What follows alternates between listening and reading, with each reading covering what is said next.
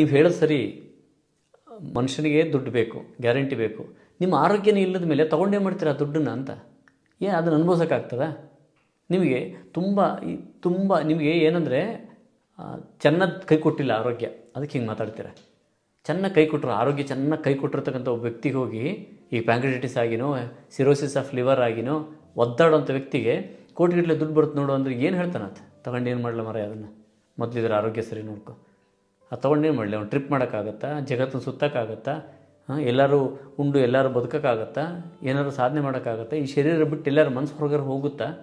ನೋವಿತ್ತು ಅಂದರೆ, ಒಂದು ಕಿರುಬಳ್ಳಿಗೆ ಒಂದು ಮುಳ್ಳು ಚುಚ್ಚಿತ್ತು ಅಂದರೆ ಮನಸ್ಸೆಲ್ಲ ಇಲ್ಲೇ ಇರ್ತದೆ, ಹೌದಾ? ಹೊರಗಡೆ ಪ್ರಪಂಚನ ಅನುಭವಿಸೋಕ್ಕಾಗೋದಿಲ್ಲ.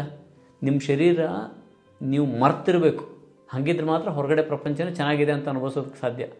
ಶರೀರದ ಮೇಲೆ ಗಮನ ಇರೋಷ್ಟು ಕಾಯಿಲೆ ಇಟ್ಕೊಂಡ್ರೆ ಏನು ಮಾಡ್ತೀರಾ ದುಡ್ಡು ತೊಗೊಂಡು?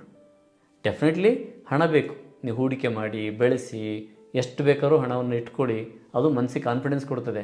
ಆದರೆ ಆರೋಗ್ಯವನ್ನು ಕೆಡಿಸ್ಕೊಂಡಲ್ಲ ಅಂತ.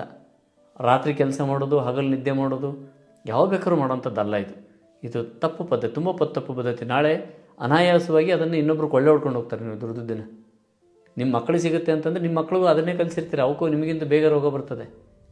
ಹಾಗಲ್ಲ. ನಾನು ಇದು ಖಾರವಾಗಿ ಅನ್ನಿಸ್ಬೋದು ನಿಮಗೆ, ಆದರೆ ಸತ್ಯ ಅದು.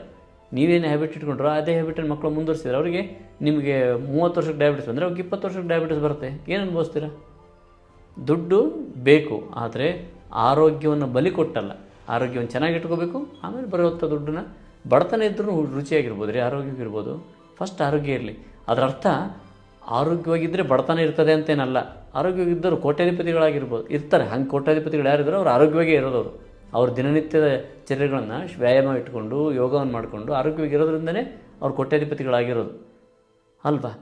ಸೊ ಮತ್ತು ಆರೋಗ್ಯ ಇದ್ದರೆ ಹಣ ಇರಲ್ಲ, ಹಣ ಇದ್ದರೆ ಆರೋಗ್ಯ ಇರಲ್ಲ. ಹಿಂಗಿದೆಯಾ ಅದೇನಾದರೂ ಜಗತ್ತಲ್ಲಿ? ನೋಡಿ, ಯಾರ್ಯಾರು ಬಿಲಿಯನ್ ಗತಿ ಇದ್ದಾರೆ ಅವರೆಲ್ಲ ಆರೋಗ್ಯ ತುಂಬ ಚೆನ್ನಾಗಿರೋದ್ರಿಂದನೇ ಆಗಿರೋದು.